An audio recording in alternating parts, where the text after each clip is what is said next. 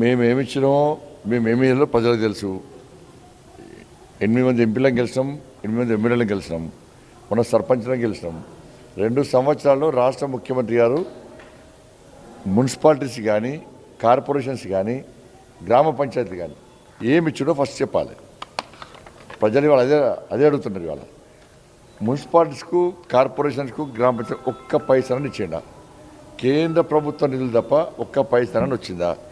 మొన్న కూడా 250 కోట్ల రూపాయలు కేంద్ర ప్రభుత్వం ఇచ్చిన పైసలు తప్ప గ్రామ పంచాయతీకి ఒక్క పైసా ఇవ్వలేదు. ఇవాళ మున్సిపల్ కార్పొరేషన్ ఎన్నికల్లో గదే అడుగుతున్న ప్రశ్నలు. 2500 రూపాయలు మాకు ఎందుకు ఇవ్వలేదు? 4000 రూపాయల పెన్షన్ ఎందుకు ఇవ్వలేదు? మాకు తులం బంగారం ఎందుకు ఇవ్వలేదు? స్కూటీలు ఎందుకు ఇవ్వలేదు? ఉద్యోగస్తులు డిఏలు మాకెందుకు ఇవ్వలేదు? పిఆర్సీ ఎందుకు అమలు చేస్తలేరు?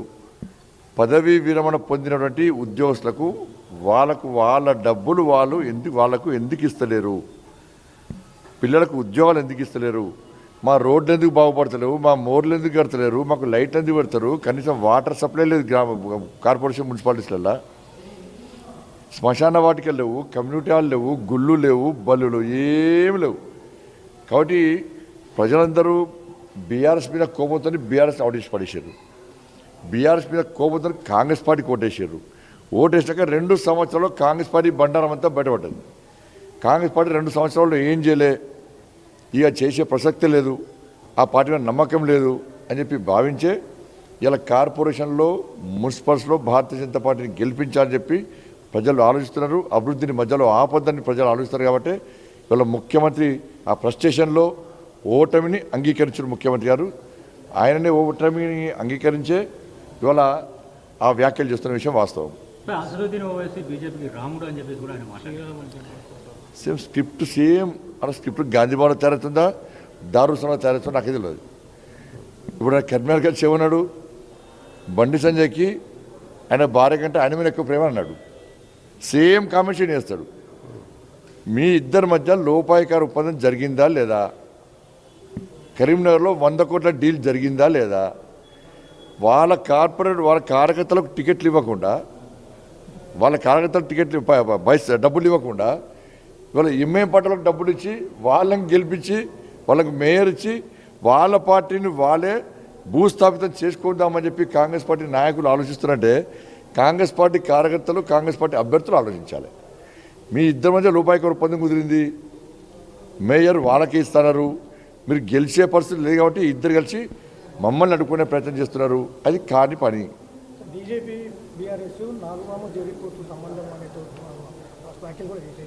ఇక ఎవరు నావుపాము, ఎవరు జరిపోతో ప్రచారం తిరుగుతూ తెలుస్తున్నది. అది నావుపాము పోయింది. ఇప్పుడు జరిపోతున్న కూడా కాంగ్రెస్ పార్టీ అనేది జరిపోతున్న కూడా ప్రజలు కథం చేస్తారు. రాసిపెట్టుకోలేదు. ఇప్పుడు ముఖ్యమంత్రి గారు చేతకాంతరం అంతా ఇంకొని నిలుపుతాడు. ప్రభాకర్ ఎవరినప్పుడు వేడు, ఎవరినప్పుడు ఇక్కడి నుంచి వారిపోయింది పర్వాలేదు.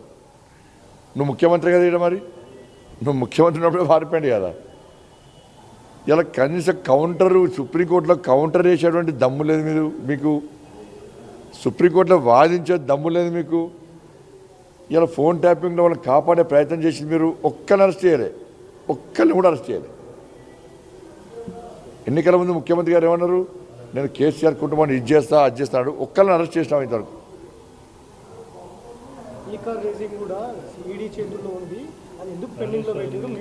మనం అరెస్ట్ అయితే ఎందుకన్నాడు? విచారణ స్టార్ట్ చేసినామని ఈడీకి ఎందుకు లెటర్ రాయలే? లెటర్ రాయి, వాళ్ళు వివరాలు ఇస్తారు కదా. అన్నీ తప్పించుకోడు. అంటే సిబిఐకి ఇష్టం కదా అన్నాడు, లేకపోతే ఈడీకి ఇష్టం కదా అని చెప్పండి.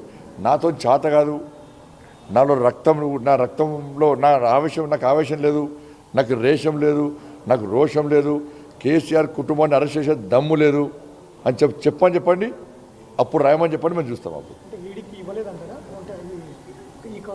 ఈడీకి ఇస్తే పోయి ఫాలో చేయాలి కదా. ఎవరొకరు మీ ఈడీకి సంబంధించిన అధికారులు ఉంటారు కదా, పోయి కలవాలి ఈడీకి.